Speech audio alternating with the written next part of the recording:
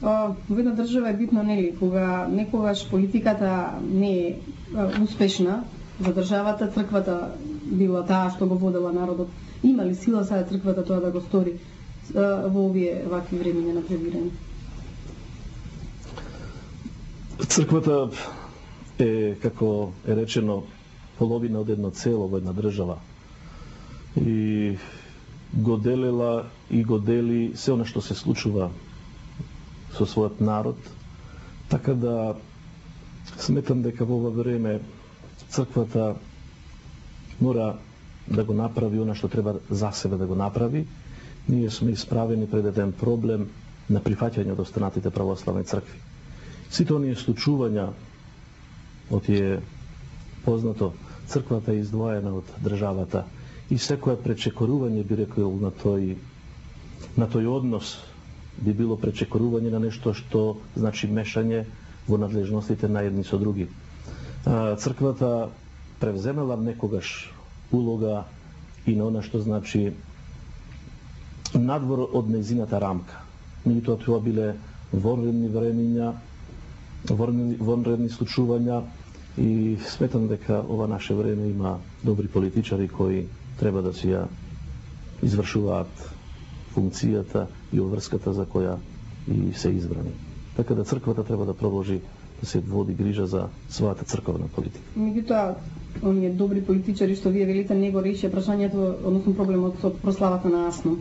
2003 исто така се потврди дека не можеше да се положи цвеќе онаму каде што треба. Прашање е каде 2004 ќе го прославиме Аснум.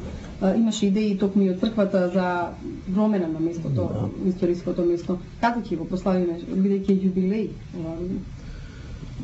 Прокор Пчински не би го, односно манастирот Свети Прокор Пчински не би го гледал само од последното однесување на Српската православна црква, иако не би исклучила и српската држава. Затоа што таков случај, таков инцидент би рекол да се направи, предпоставувам дека не поминал без знаење на едни со други. Проблемот со Прокор Пчински е многу посериозен отколку полагањето на венците во чест на Илинден и сметам дека сите одговорни во оваа македонска држава и црква треба многу посериозно да му придат на проблемот, затоа што недозволувањето македонската држава да положи цвеќе во спомен на еден настан кој е суштински во поновата историја на македонскиот народ и на македонската држава, би рекол најмалку е отфрлање на она што се случило таму. Но она што се случи минатата година, мислам дека е многу во дослух со она што во текот на целата таа година ми се случуваше на црковните релации меѓу Српската и Македонската православна црква. Ова година е јубилеј на 60 години од Аснум. Мислам дека прославата треба да ја почувствуваме сите како граѓани на македонската држава, а местото каде ќе се одбележи настанот од пред 60 години за мене би бил помалку важен отколку да се отиде со едно понижувачко положување на цвеќе во самиот манастир, доколку навистина соседите не ја отворат не само манастирската порта, туку и својата душа, така да се почувствува вистинско одбележување на настанот.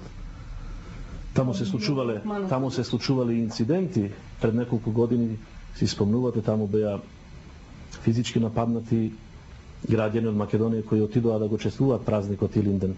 Така да сметам дека не ни требаат нови шлаканици и од страна на некои кои таму така се однесува и такво чествување на празникот како што ни се случи ова година. Нашиот Илинден и Аснум заслужуваат вистинско чествување, како што реков, не мора да е на самото место. Ова држава и овој народ можат да најдат повистинско чествување на тој празник.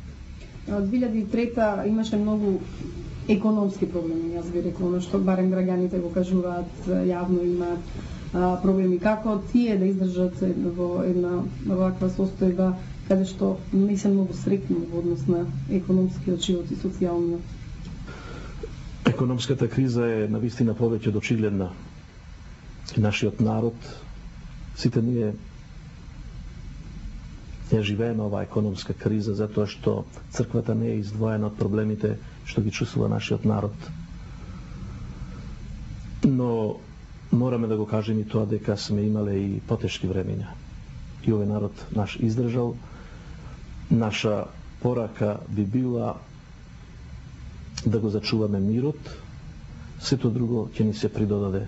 И економските проблеми, верувам во тоа дека ќе се надминат доколку се изгради мирот во ова наша земја, затоа што се уште како да не се до залечени раните што останаа од судирите во 2001-та, така да сметам дека зацврстувањето на мирот ќе донесе и економска помош сигурно од оние кои можат да помогнат, затоа што во нестабилна земја ретко кој вложува. Нека се честити празниците што ги одбележуваме. Господ на мирот нека ни дарува мир на секого од нас, за да можеме да ги совладуваме и сите останати проблеми. Благодарам многу за овој интервју. Благодарам и на вас.